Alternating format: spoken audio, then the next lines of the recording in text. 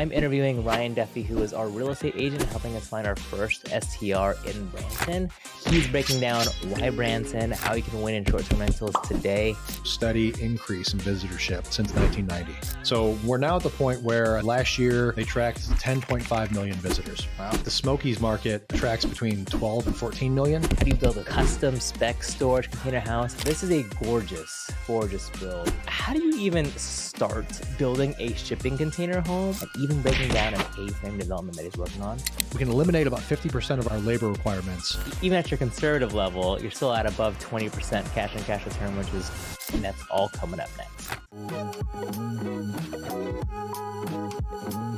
Well, Ryan, thank you so much for jumping on the podcast with me. Thanks for having me, Josh. So for the people who may not know who you are, can you tell us who is Ryan Duffy? How did you get into real estate, being an agent, and all things short-term rentals? Sure.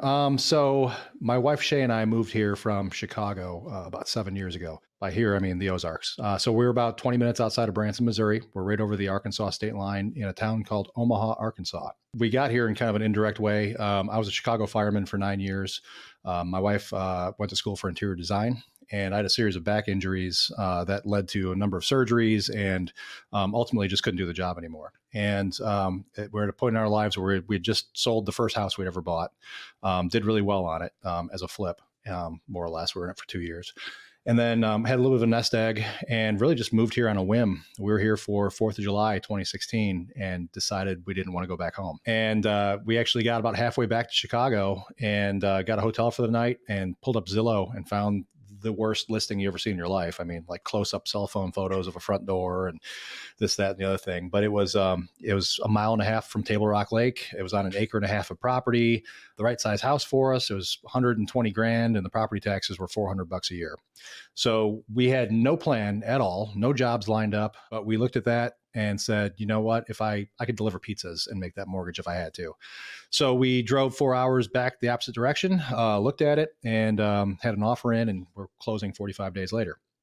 So that got us down to the Ozarks from Chicago. And then we had to figure out what we're going to do. So Shay went and got her real estate license, and I went and started working with one of her uncles, used to be a general contractor in California.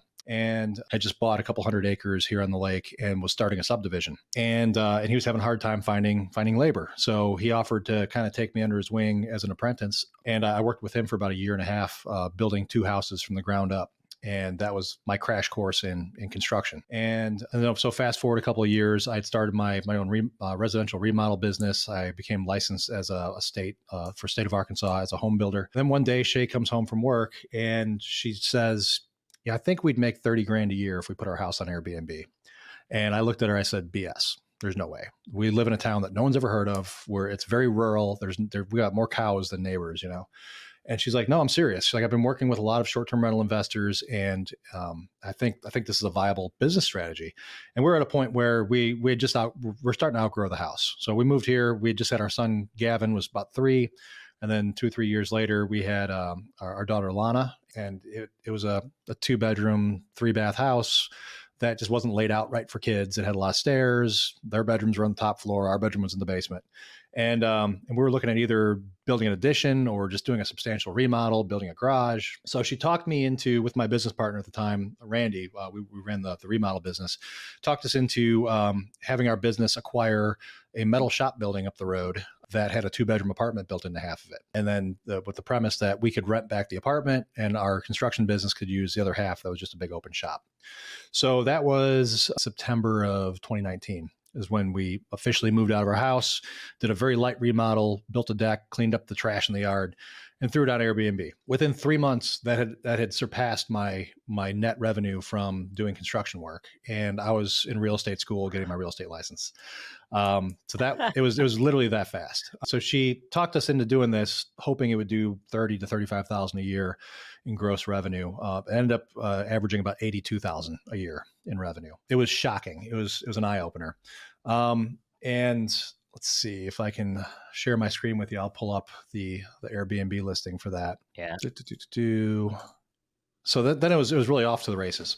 So this is the property. We called it the Crystal Cabin. We let my son Gavin name it. At the time, he was very into rocks and minerals, and he was really into crystals. So like, we'll call it the Crystal Cabin. And this sucker has just been a powerhouse since 2019. So this was our initial entry into the industry, and it's just progressed since then. So went through a lot of ups and downs. Obviously, COVID was the next year. We were under contract to close for our second property when COVID hit. That really set the tone for how we analyze our properties now when we look at an acquisition. So at the time we were under contract for the second house, we called that one the Ruby Retreat. The state of Arkansas had arbitrarily shut down vacation rentals. Our Airbnb calendar was blocked off indefinitely, and we could not take any future bookings. We saw approximately $26,000 in cancellations overnight, when COVID hit. So we had to rerun our analysis on that purchase and say, okay, well, if we can't short-term rent this thing, we need to make sure we can either flip it or put a long-term renter in there. And so we reran all the numbers, and we would still be okay on either one of those categories. If we had a long term in there, maybe cash flow $300-400 a month if we're lucky. If we flipped it, we figured we can make probably a decent return. It was an off market acquisition, so we powered forward. And then of course we all know how that first year of COVID played out. By early spring, the state of Arkansas, actually it was May 1st. I remember it vividly because May 1st, the state of Arkansas lifted that restriction, and I watched the booking calendar for this Crystal Cabin fill up for the rest of the year. And then it was off to the races again. It's like, all right, well, we just got done doing a deep clean on this place, thinking we had to put long-term renters in there.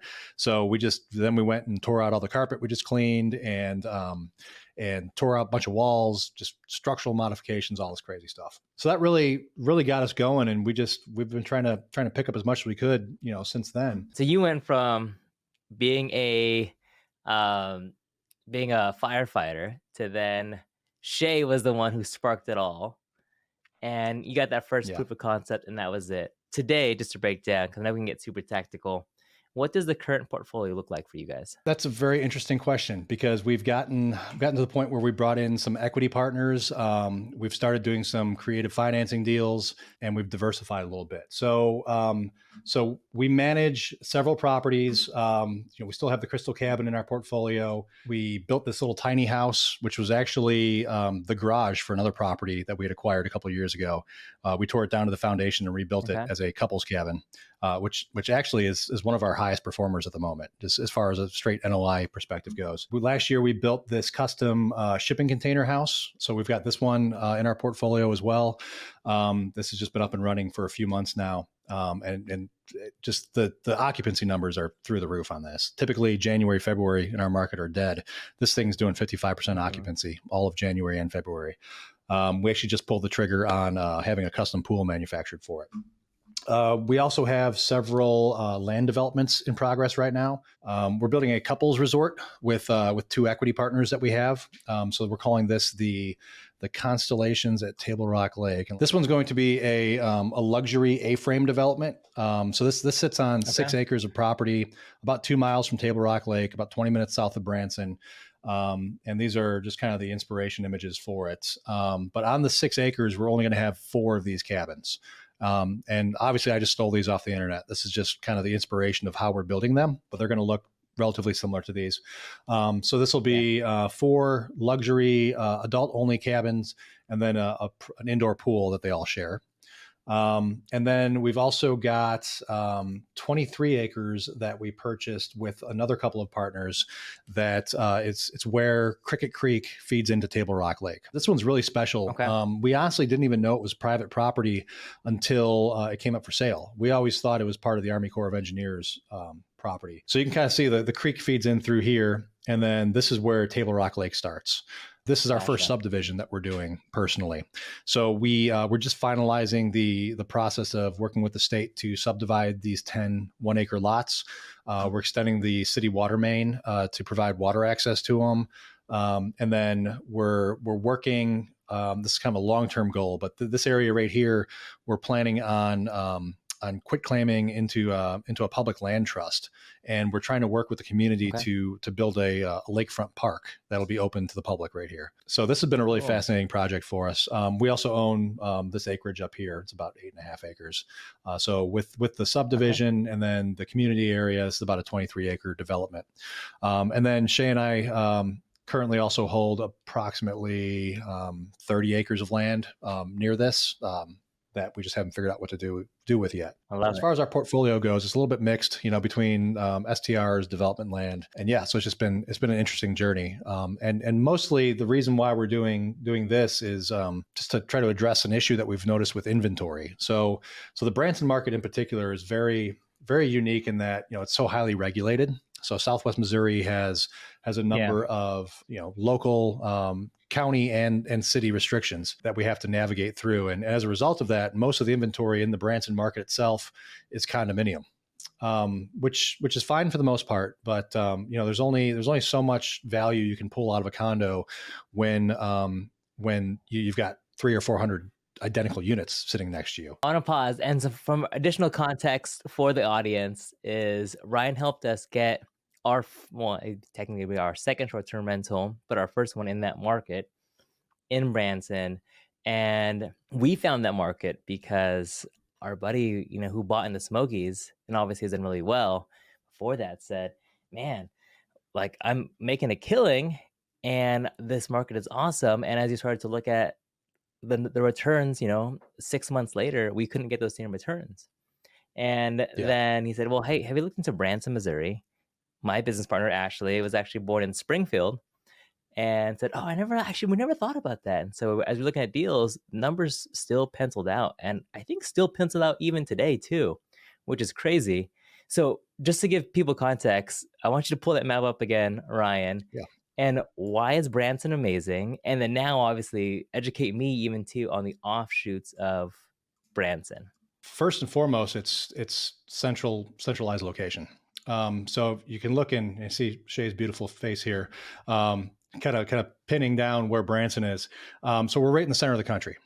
Branson is almost 100% a drive-in destination. We have a couple of small airports in the area, but over 85% of our guests are driving in. We are within a one-day drive of half the U.S. population. So that is key right there. Several major population centers, Kansas City, DFW, Oklahoma City, even Chicago. That Chicago doesn't make up, a large percentage of our guests, but, it's about an 8-hour drive from Chicago. But really, we've got these major population centers that are about a 4 or 5 hour drive. So it becomes very drivable. It also has a number of different things to attract people. What brought us down here personally was not Branson.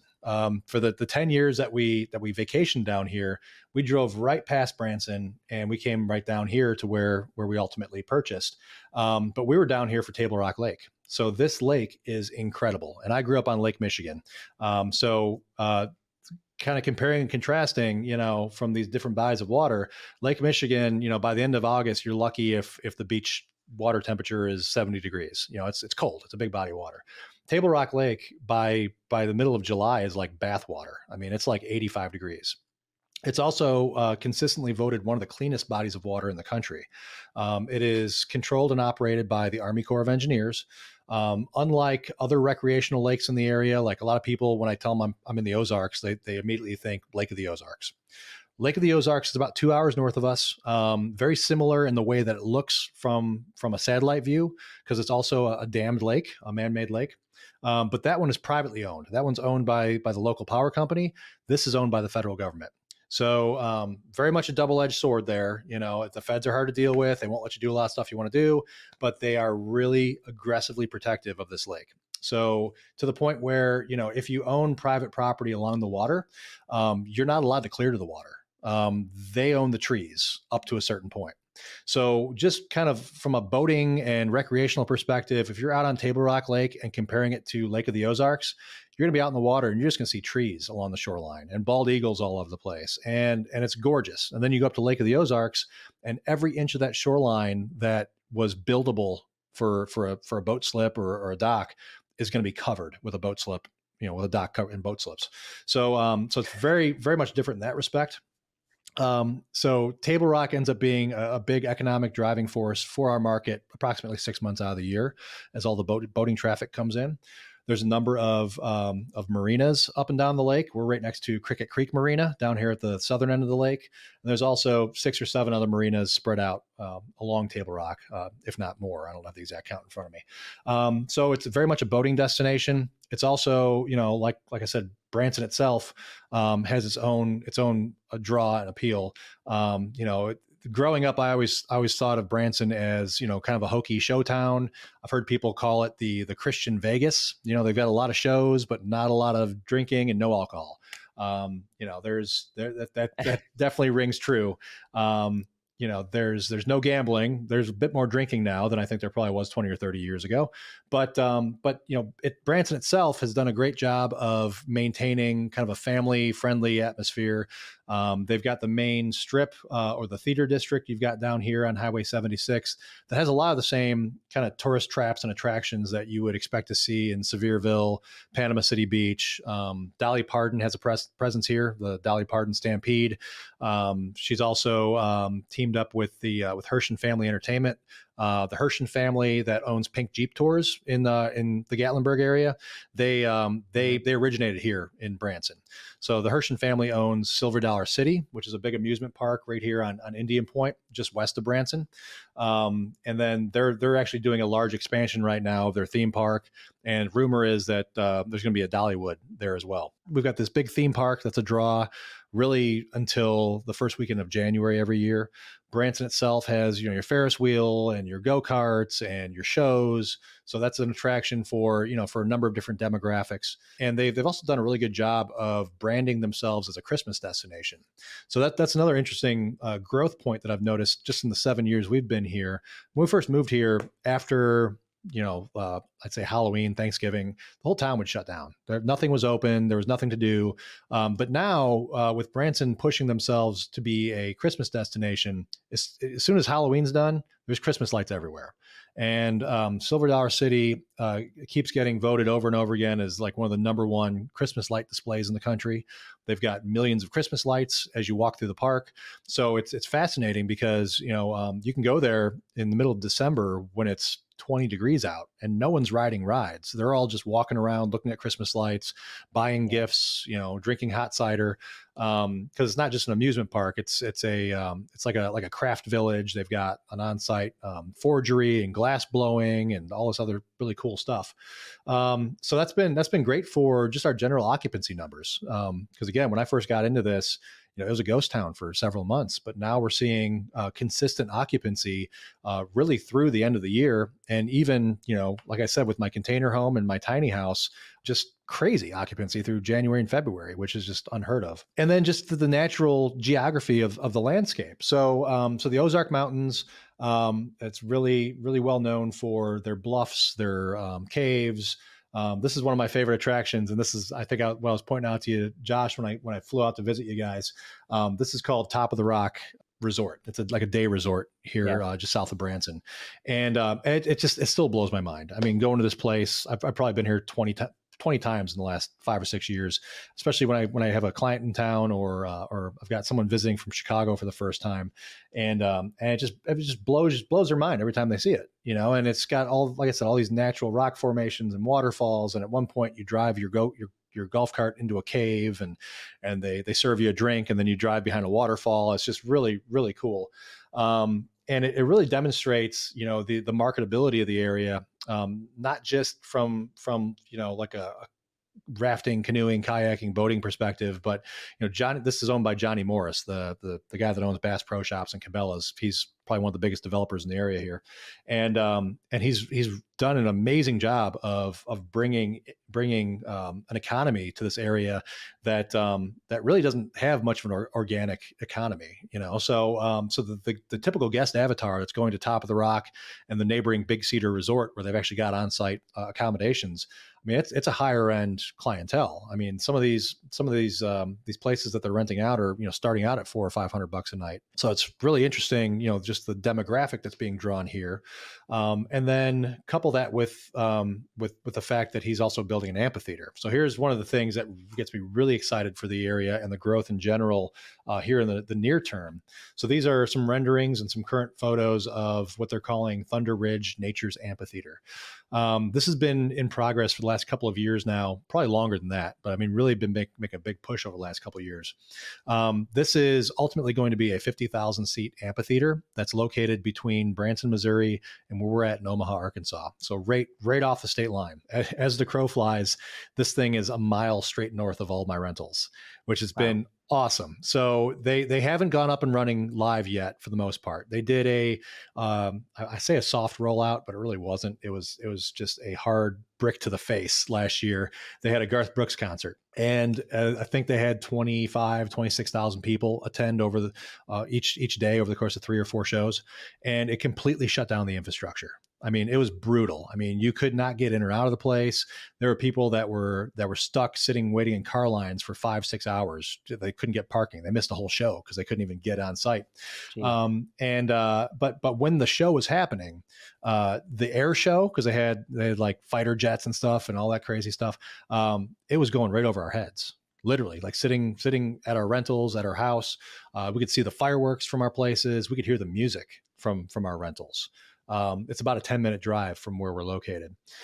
So since they did that initial rollout, they bought all the land on both sides of the highway and converted Highway 86, which is the access point to this amphitheater, into a 4-lane highway with pedestrian underpasses, with a new roundabout, and a whole bunch of on-site parking.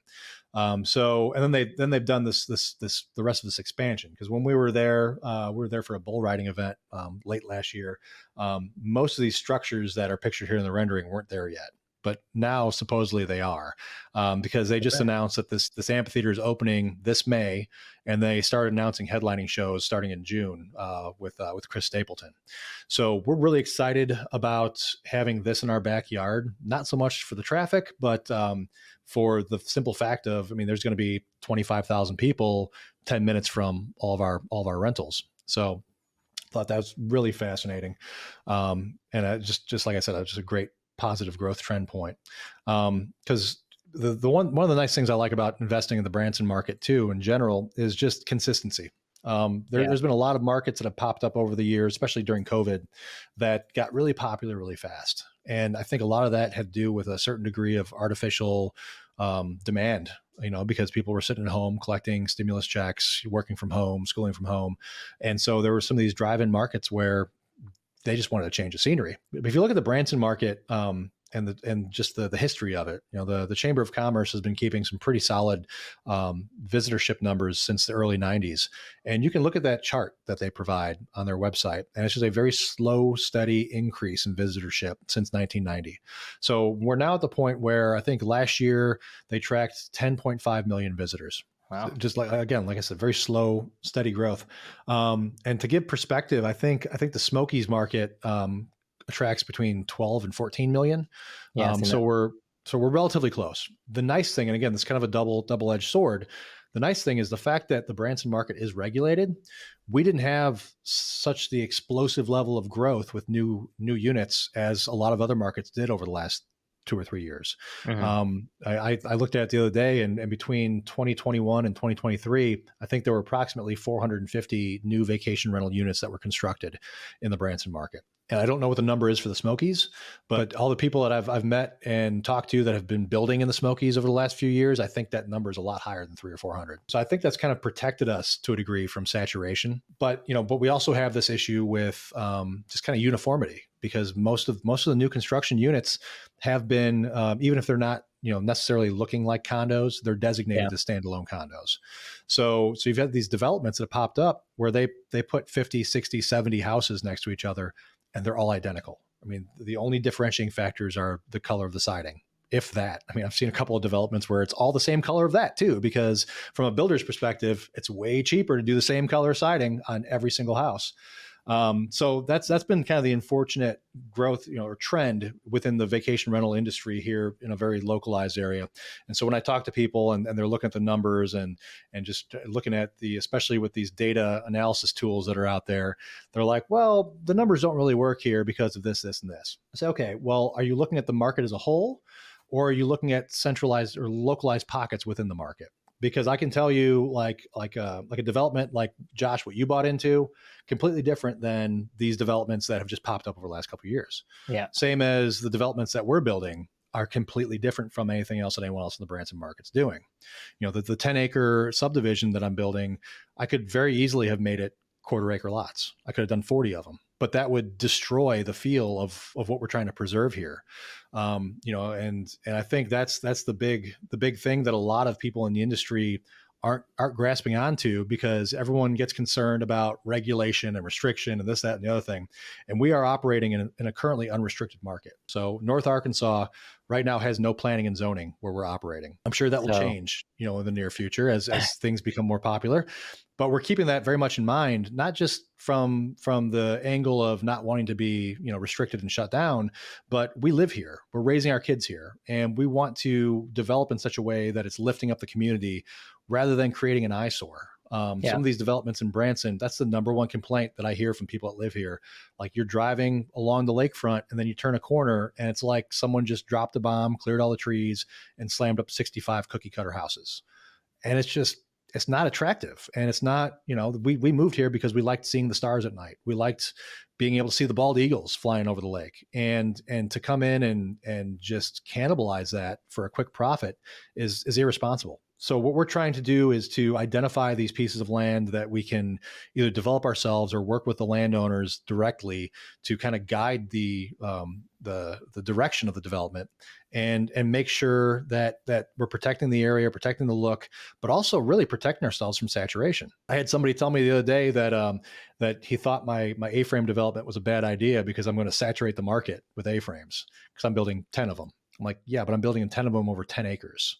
It's not like, there's a development in Southwest Missouri that has like 75 of these things on quarter-acre lots. And it still does really well. I mean, it was built back in the 70s, but people are still attracted to them. But you've got no privacy, you've got no separation from your neighbors. I think the big difference in what we're doing is we're going to have this appreciating asset that, and going back to our early days when we first got into this, I very much wanted to make sure that we weren't going to fall into something that could only be a vacation rental. Like, I want to build something that someone would be proud to live in if they wanted to, or you could put into a more of a long-term or a midterm rental program and still be able to cash flow. I want to dig a little bit into your storage one, into the A-frames, and then obviously what pockets outside of Branson, because I think Table Rock Lake is huge, but obviously you could be anywhere. So let's cover over the next couple minutes. This is a gorgeous build. Thank you. Break me down. How do you even start building a shipping container home? How much does this cost? Break that down for me. Yeah. So this was very much a learning curve for us. We'd never done one before. None of the guys working for me did. We brought in a local welding crew that we kind of strategized with, and they did a lot of the fabrication for us on site. So really the idea behind it was, a couple of years ago when Airbnb did their platform change and they brought in the unique categories. I literally just went through the categories and tried to figure out what we didn't have in our market that I could build cost effectively. And so then I started working with a designer to come up with just some layout options and some renderings. And we came up with this design based off of an inspiration image I saw somewhere on Pinterest, I think. And then we worked with an architect to kind of design the layout and the structural aspects of it, and then got to work without really having any idea how much it would take. So our initial budget was shot way out of the water. So we'll start there. Anyone that thinks a shipping container house is cheaper than a conventional house is flat wrong. It's not. Okay. And very much the same thought process as when people say they want to build a barn dominium or a shop house. completely, you're Yeah. wrong. So with this type of build, like, yes, you've got the shell there already, but then you have to go in and you have to frame in your interior, and you have to retrofit, not retrofit, but you need to fabricate everything uniquely for this property, and it's got its own unique challenges. So our initial budget for this thing was about 250 grand. And we Okay. went just over 300 on it. Part of that was entirely our fault. Not so much for lack of planning, but we added a whole bunch to it that we didn't originally plan on. So I originally didn't plan on having the roof deck, but we got this Yeah. thing set and welded in place, and we were standing on top of the roof and just like, we have to put a deck on top of this roof, because the view is just, it's outrageous. I Let me mean, get you there. can see 360 degrees of mountain and lake. Well, 360 of mountain and about 180 of lake. This is situated at the end of a peninsula. So adding the deck was a substantial, increase in expense that we didn't plan on. But really a lot of it was trial and error. So we had our plans, but once we started cutting and modifying and adding on to and putting our finishes onto it, we couldn't get an estimate on what it would take to do most of the fabrication. It was just because the welder's never done it before either. Just like, well, it's this much per hour until we're done. Like, okay, let's do it. Let's figure it out. So we're all into this property with the land acquisition for about $412,000. And we How do you project. finance something like that? You don't. You literally don't. Okay. We had to bring in equity partners. That was Gotcha. part of the struggle on this one. Actually, was we started building this with a line of credit that we had pulled off another property, and we had an end buyer in place that was pre-approved, that was going to buy it as a spec home. And about halfway into the build, the market started shifting, interest rates were going up, and his financing backed out. And they said specifically because of the construction type and the lack of comps. So at the time when we started building this, there was not a single shipping container house being used for a residential purpose within 200 miles of us, which was the whole reason we're doing it, but it made financing literally impossible. So we did have to shift and scramble and bring on a couple of equity partners just to finish it. And then ultimately the guy that was under contract to buy it ended up just being an equity partner. So he still wanted in, but he couldn't buy the whole thing for himself. So that was the start of an entirely different way of thinking and investing for us too, is, because we've been looking at this for the last few years, like, oh, I know how well these do. If only I had $1 million so I can build 2 or 3 more of them. But now we're starting to get into these equity partnerships, which are just completely life-changing, because we can bring the ideas and we can source the land. And if we don't have to worry about, coming up with all the equity to make it happen, that's a game changer. With all that being said, now that it's done and it's cash flowing, we have had several lenders say that if we pay for an appraisal, they'd be happy to see what they can do. So that is probably what we're going to do for phase 2 of that property. So that's on a 1/2 acre piece of land. And we've got another build site right downhill from it that we're planning on putting a smaller container home on. And then we're putting the pool right in between the two. So we probably will collateralize the first one to do the second one. But yeah, that was a little bit of a struggle, just getting it off the ground. And then finish the thought there. So then how much were you projecting it to make, and how much do you think it's actually make now, having a full year running it? Yeah, so we just went live September of last year, so it hasn't been very long. Labor Day weekend was our first set of bookings, and we did have some issues with just our pricing structure. I think the way the algorithm picked it up was a little backwards. It was fascinating because the whole reason we did this was to be in the container home category. The first month was solid, great bookings, like $400 or $500 a night in ADR, and then it hit a wall. Like, we weren't getting anything. It was all last minute weekend bookings at a discount. Like, what the heck's going on? And ultimately what I did was I went back in around November, and I changed it on Airbnb from a container house to a single family home. And then we booked up for the rest of the year, like literally like 4 or 5 bookings that day. So for whatever reason, it just wasn't popping up on people's searches. All that to say, our original conservative pro forma had this thing doing about $65,000, $70,000 a year in gross revenue.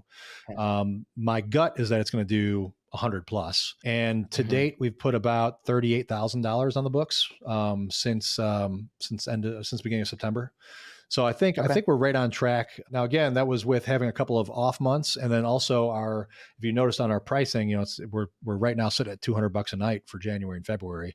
I think our Yeah. actual ADR is going to pencil out more to the low fours, low five range, maybe. Yeah. Especially after we put the pool in. The pool's going to go in the spring, so I think that'll be a big game changer too. So now we're putting together plans for the next lot that we've got down there. Like I said, it's either going to be a small shipping container house, or we started kicking around the idea of building a cave house yesterday, actually.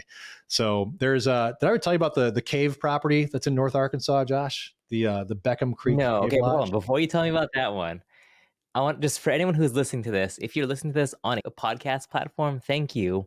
But you should also then go back and watch us on YouTube, by the way, because we just went through this entire listing. And now I want Ryan to pitch me on how we can help find some equity partners for you so that we can all make a lot of money here. So tell me about this cave house. So there's this listing that's in North Arkansas, and I saw it pop up on a Netflix special. And they started out in this awesome cave property, and it's got a 4-bedroom house built into it. And they're like, yeah, right here in North Arkansas. I'm like, I'm in North Arkansas. Where the heck is this thing? And I started looking into it, and it's called the Beckham Creek Cave Lodge. If you go online, www.Beckham Creek Cave Lodge. Really fascinating case study. So this is a natural active cave. I mean, it's got stalactites dripping down the center of it that they built a 4-bedroom house into. And it sits on 100 acres of property. And it's got there it is. I love it. It's got a helipad in the front yard, and then just a bunch of like riding and hiking trails throughout the land. This thing, let's see if my memory serves me right. I think it's $2,200 a night, no dynamic pricing, and it's booked up for the next 18 months. You can't even get in there for one night. I ended up connecting with the contractor that did this build, and I was just trying to pick his brain. Like, how do you even budget this? How do you even estimate it? He's like, you don't. You just get in there and you start doing it till it's done. I would love to replicate something like this closer to Branson. I mean, this is in the middle of nowhere. I mean, there's no attraction around it. I mean, it's relatively close to the Buffalo National River, but other than that, it's on 100 acres in the middle of nowhere. But it's, the house, the property is the destination. And people are traveling from all over the world to say that they slept in this crazy cave house. When I ran just some really loose numbers on this thing, I think it's doing like $600,000 a year in revenue. So just really crazy. So I actually identified a property I thought could work near me about a year ago, and I had some partners lined up that were interested in doing it. But that was the sticking point. It was, well, how much would it cost? And there's no way to accurately gauge that. There's just not. And even from the initial phases, I mean, a lot of these things need excavated. The cave that I identified here closer to Branson last year, I mean, it was the opening was almost entirely filled in with mud. Like, you had to crawl on your belly to get inside of it. But then once you're in, it's like, oh wow, like this could actually work. So just through the course of the initial diligence period, while we're trying to figure out just a ballpark, like it got scooped up. Someone bought it. But wait, so how much do you think this one cost to build? Oh man, if I had to guess, and this is just completely shooting from the hip, I would say $500,000. Closer to $1 million.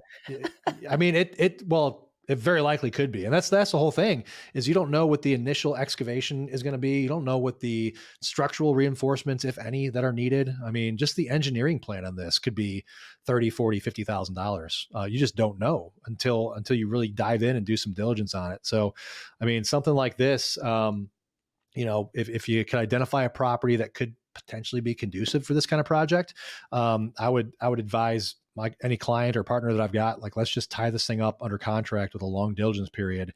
And we're have to throw some money on just the research, just trying to figure out if it's viable. But again, if you can make it viable, I mean, just look at the potential. I mean, this thing is crazy.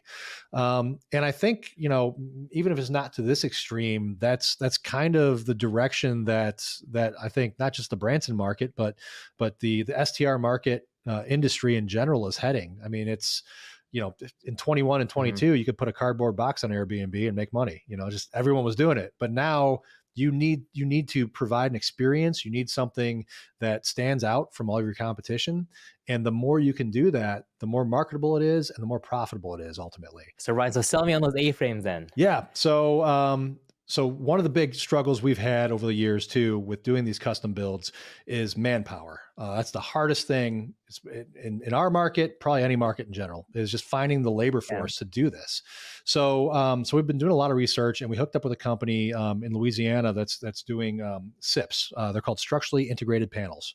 It's a really high efficiency building type. It's been around since the 50s, but I think it's just now gaining popularity and traction with new improvements in technology. So the entire exterior of this building is built in a factory.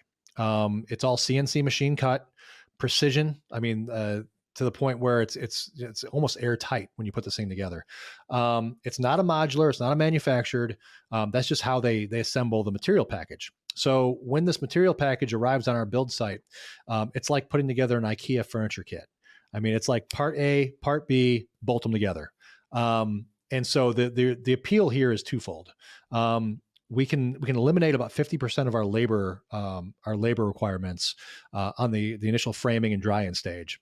Because instead of needing a 7-person framing crew to take 6 weeks to put something like this together, a 4-person crew can have this entire thing dried in 7 to 10 days. So that's number one, is the fact that we can control the quality of this thing with our own in-house crew and not have to rely on subcontractors and timelines that are uneven or it's difficult to project. The other thing too with these is efficiency. Like I said, they're highly efficient with them being factory machined. The way SIPs kits are put together, it's essentially 2 pieces of plywood with foam in between. So they achieve the structural rigidity of a steel I-beam. So they're extremely durable, impact resistant. These things are put up in markets that are conducive to hurricanes and that sort of thing. And actually, when we went to tour one of these that had just been completed recently, it was down on the Gulf Coast in Mississippi. Gulfport, Mississippi is where we walked through one of these examples. And that's why he set this thing up the way he did in that location was the hurricane rating. I mean, he said this thing could withstand, a 2x4 being launched 100 miles an hour into the sidewall without penetrating it. So they're very durable. They're very energy efficient. And the fact that we can put them up quickly and efficiency was also a big deal. On this development in particular, like I mentioned earlier, Josh, one of the things that we've noticed in the Branson market is when a developer identifies a piece of land that can be zoned for vacation rental, they're not just putting 5 or 6 or 10 houses. They're cutting down every tree that's in their way, and they're putting up 50 or 60. This location we're putting these on is special to us. Like I said earlier, we didn't even know it was private property until it came up for sale. We've been taking our kids swimming back here for years. This is where Cricket Creek feeds into Table Rock Lake, and that area that we've got marked as future community outdoor area. It's absolutely gorgeous. There's a couple of deep water swimming holes right there. The creek is spring fed, so it's crystal clear water. And when at the end of the summer, when the lake temperature is really warm, it's almost unbearable to swim in the lake when it's 100 degrees out because the surface temperature is 85 or 90. But over at the creek, it's always 65 degrees. It's because it's being spring fed, 55, 50, 58, 65, something like that.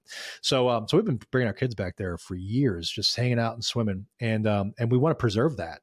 So the intention is to work with the community. We've already had some initial conversations with the county about what we need to do to create a public land trust and put that acreage that actually adjoins the lake into a trust and preserve and protect it.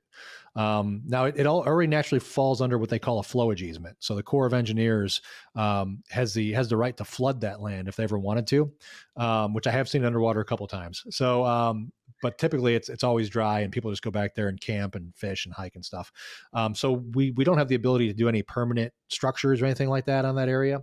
But if we put it in this land trust, then we can divert some funds into maintaining it as just a community swimming area, and really just keeping it clean too. Because one of the struggles we've got with it being so rural is beautiful natural landscapes like this that are kind of tucked away in the trees that you can't really see from the road.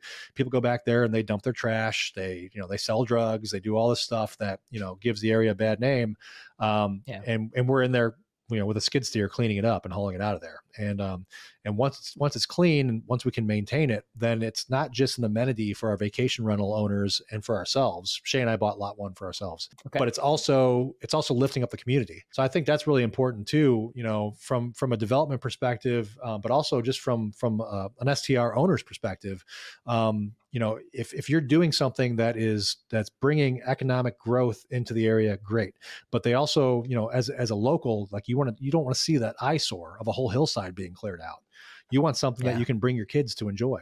And that's what we're trying to embrace, here. So on that development in particular, they're all 1 acre lots. When we did the clearing, we're very intentional to leave as many trees as possible. So each lot we've only cleared a driveway to the build site, and then we cleared a private hiking trail from the build site back to the water. So each one will have the ability of being like a private cabin tucked in the woods without having to look over and see 50 or 60 neighbors. And then with the subdivision implementation, we're putting in some just very minor covenants and restrictions, about maintaining the look of your yard. We're also going to put in place a structure so that we can maintain the hiking trails through like a common area development fund.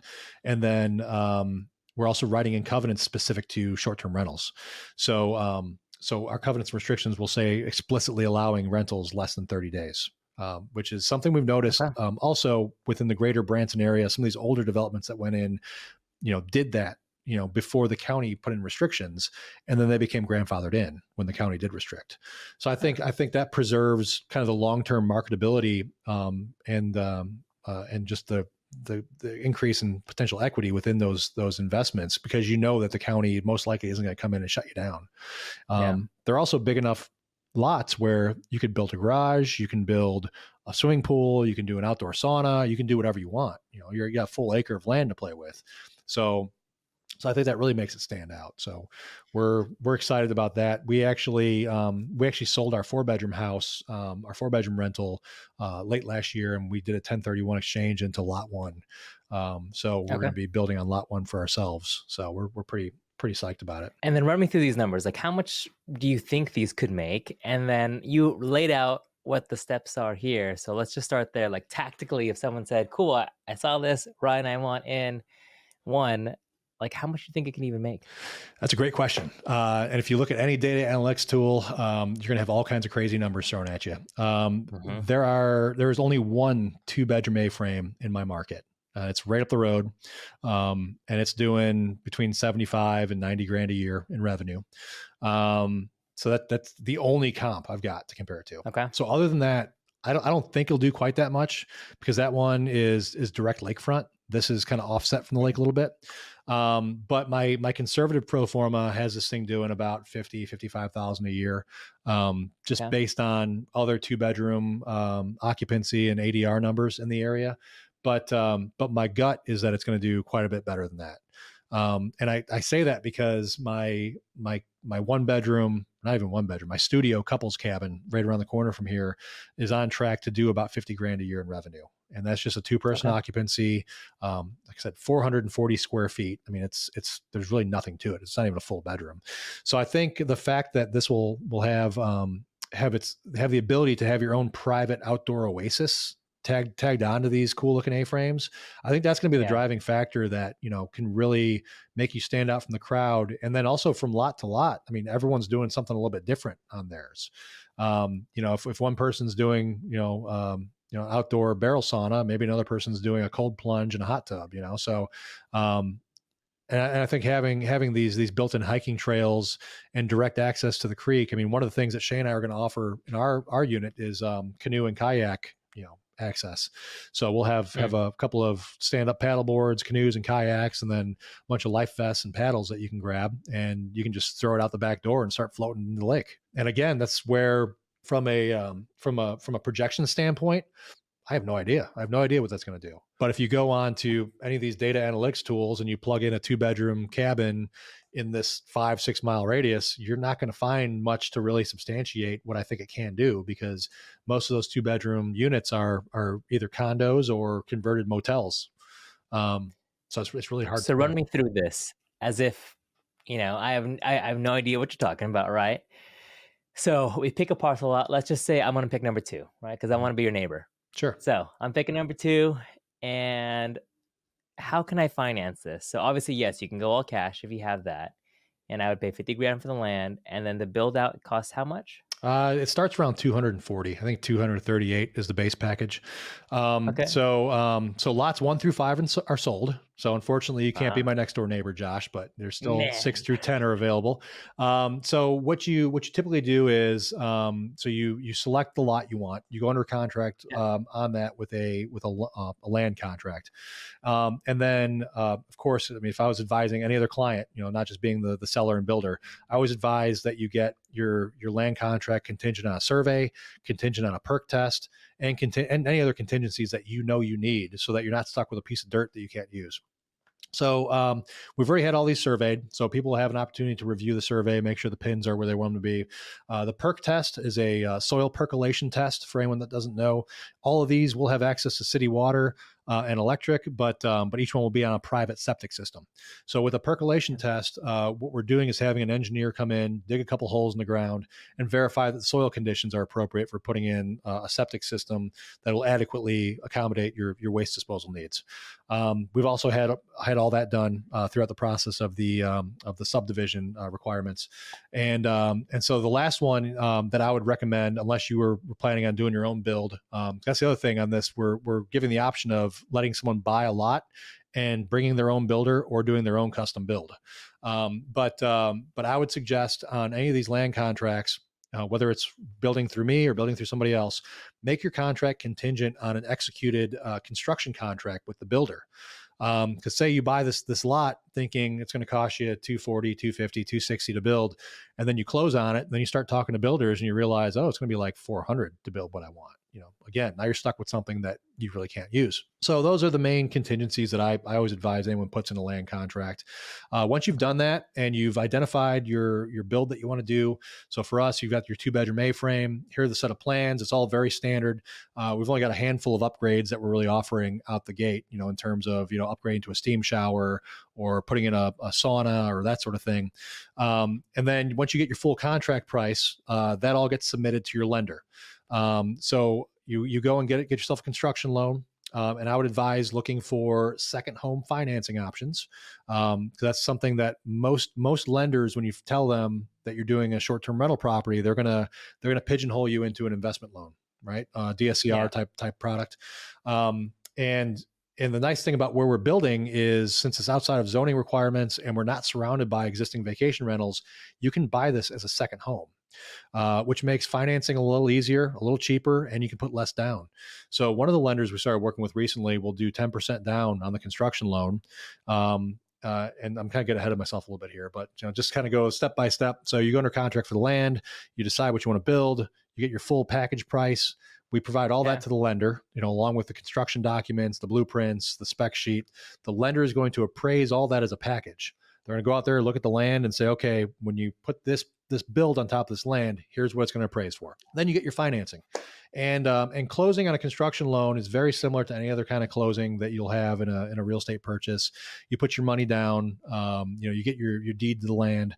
But with a construction financing disbursement program, it's going to be more like a line of credit until the build is done. And that line of credit is going to be interest only, which is the other interesting point to note, because a lot of people, when they start looking at new construction, especially for an investment property, one of the main points I hear is, well, I can't pay a mortgage on a year while I'm waiting for it to start cash flowing. But you're not. You're making interest only payments on the amount that's been drawn each month. So I mean that does add up. It's not it's not like you're not paying nothing, but you're not making the full mortgage payment until the thing is done. It gets appraised and then it rolls into your permanent financing. So that's really kind of the process of how it plays out. You get your financing just like you would with any other loan product, and then it all goes through escrow. And the builder, again, whether it's myself or another builder, is going to submit draw requests each month. And I just submitted my first one on lot 3. We're getting ready to break ground on lot 3 next week. I just brought them all my documentation, said, okay, we're ready to pour the foundation. Here's how much I need. And then that gets signed off on by the buyer, gets signed off on by the bank, and then the title company sends the builder the check. So there's a checks and balances system there. So And even if you're And then, paying with cash, I would also advise go through a title company, because I've heard so many horror stories with people that hand over $100,000 to a builder and then they start building and then they disappear. So title company is going to give you that extra layer of protection and accountability. let's have a little bit of fun. And I know that I don't have a new construction short-term rental calculator, but that's my short-term rental calculator. Let's just say we're all in for, let's just say 320. Why not? Just to be conservative. Or unless you know your build cost really good. You said it was 240 to build, 250 to build? Approximately, yeah. The one of the contracts I just finalized was 245, 636 and 88 cents. So you can add that to the $58,000. All right, let's just say 300. How about that? There you go. I like easy math. All right, 300, 10% down. This is not a construction loan calculator, so results may vary. Is that including furnishing, by the way? No. Okay. What do you think? 20, 25 for furnishing? I think 20 safe. I mean, 2 bedrooms. I mean, the ballpark we go off is 8 to 10,000 per bedroom. All right, 1,000 for legal. And what's the interest rate that your clients are getting, or ish? I think the best one we've gotten so far on the permanent side was like 6.5 right now. Amortize over 30 years. What's the insurance on those run? We haven't had to pull one yet. So let's say probably $200 a month is a safe bet. All right, that's what I got there. Taxes, and then taxes per month. What do you think? Oh, maybe $100 tops. $100 tops. So do I have that here? Let's just make that 0.5. Even less than that. All right, let's just all right, $25 won't kill us. Okay. And then all this, electricity $400 a month, water and sewer $150, landscaping. I would drop electric down to $200. Our 4-bedroom average is about $225, $250. So I think $200 would be safe. Water and sewer, $150 is about right. Mostly for water costs because you have private septic. Landscaping, HOA, we're not planning on having an HOA, and landscaping, we're planning on rolling into a voluntary program. So we're going to have a community trash and landscaping for the hiking trails. So that'll also be rolled into the water cost. So the $150 a month, that's what we're projecting for water, trash, and landscaping. Sure. Internet $50, sure. Additional insurance from above. Software costs $50 to run this thing. We're going to self-manage, so you can put in the percentages there. And we said that you said on a conservative side, let's just call this 50-ish. Mm-hmm. So, I mean, obviously this is not factoring out build out time and holding costs and things like that. Let's just say holding costs is what? 20 grand? Yeah, I mean, you're probably looking at anywhere from 4 to 6 months from start to finish. We're telling people we're expecting about 6 months, but I think they're going to be knocked out a little bit quicker than that. So let's figure if you're making interest only payments on this thing, I don't know, it's probably $700 or $800 a month times 6 months. So, I think you'd be safe at 10 grand for holding. Yeah. Okay. Those numbers pencil out. and again, I think the gross projection's really conservative. Because I mean, let's have some fun. The biggest thing is looking at what that's more in line with what I think it will do. Just if based on 73. Mm-hmm. Yeah. Dude. And especially once that amphitheater gets up and running, which they're opening in May. We are really and how far is it from the amphitheater? 15 minutes. Oh. Yeah. Exactly. I mean, interesting. All right. So if you're watching this and you want a partner, shoot me a DM. There you go. Dude, okay, that's fun. All right. Well, thanks for running through this with me. Am I missing anything else on this? No, I don't think so. Your numbers look pretty well in line. The only thing that looks probably a little off is the internet. So we've been using Starlink for all of our units down here. Yeah. The internet infrastructure here sucks. So Starlink, you can expect, I think it's $120 a month is what you're paying for residential, on top of your initial equipment charge. I think their equipment's $700 for the startup. Yeah. So I mean, marginal difference there, but Okay. So you can still find a 50%. Well, this is on a real, even at your conservative level, you're still at above 20% cash on cash return, which is kind of what the golden goose is for a lot of people who are looking for short-term rentals right now. And this far exceeds that on a conservative level. So, and as it takes 6 months to build, is the first one built already? We're breaking ground on the first one next week. So we just ordered his material package. Kind of the way the timeline lays out. Once the funding's in place, we put the deposit down on the material package. It takes about 8 weeks to produce, and then we immediately start foundation work and utilities. So we just sent the check for manufacturing the kit. We're gonna start digging for the foundation next week, putting in the septic system, bringing the power and underground water line to the build site. And by the time we have all that completed, the material should be getting on site. And then once the structure's up, we're looking at about 2 months, as long as nothing goes wrong. So that's the caveat that I give to every construction client. And even looking at my construction contract, looking at any builder in the country, you're going to notice that there's no timelines written on the contract, and that is for good reason. And there's also stipulations, saying, for acts of God, for material shortages, for labor shortages. I mean, there are a number of things that can delay a timeline. Also, but this is also part of the reason why we're doing this build type, to try to mitigate that. So I'm very confident that from start to finish, 6 months should be in operation. And looking like if you had anywhere between 70 and 80 grand, you can get this project done.